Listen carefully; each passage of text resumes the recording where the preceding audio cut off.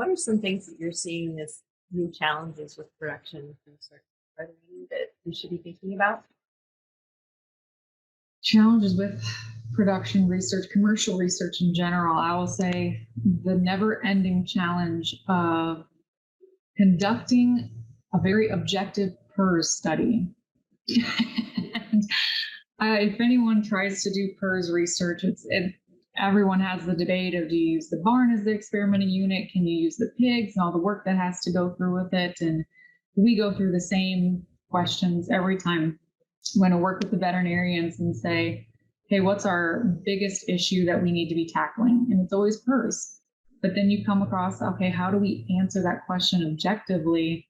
And it's really hard to do that. And just because the dynamics of that disease and MLB vaccine, how do you control for shedding and truly get a confident response? So that seems to be my constant challenge. And I know for me as a scientist, it's challenging in the experimental design, but I can assure you for the production people and the veterinarians, PERS is a much bigger challenge than just experimental design. I understand that, but that is one of my biggest hurdles when it comes to trying to answer questions for production, because that's my job. Is I'm providing a service to our production folks, trying to provide better answers, objective information, so that they can improve pig care, pig husbandry, pig performance in general. And if I can't answer a question objectively, then I'm not really doing my job. So that's always been my biggest challenge.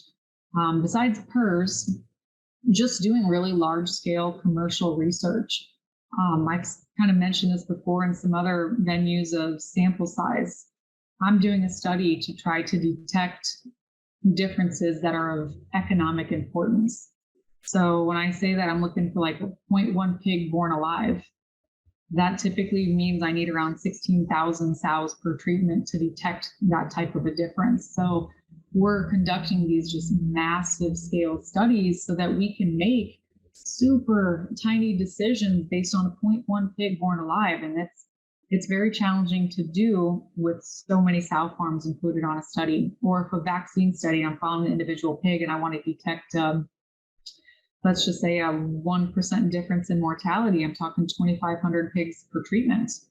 And that takes a ton of effort. I need multiple sites. I need multiple growers to be engaged in collecting tags. I've got to have field staff out there doing all the weights, doing the mortality inventories.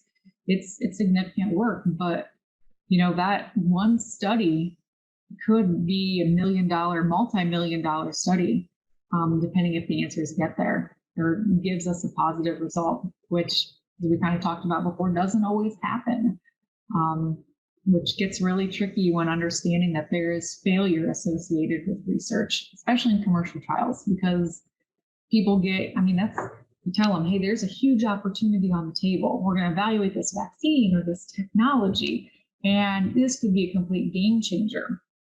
And I kind of mentioned before, we're conducting 60 to 80 studies a year, and maybe 5 of them are home runs. And that's hard to swallow. You think about the success rate or what is potential value generated, it could be multi-million dollars from 5 studies, but there's a lot of failure associated with research. And it's disheartening to me because I'm so excited and eager about the opportunity to make changes. But the hardest part of my job is telling the growers who helped out with the study, or even my research staff, like, hey, I know we worked 6 months on this. Fortunately, we didn't see any differences. I know we were hoping to see about a 2% difference in livability, and we didn't see anything. That's one of the hardest things to tell people who are so excited about a technology or an innovation or a product, whatever it was, that unfortunately there is failure in there, but it doesn't stop us from wanting to try it again, or repeatability can help with that. So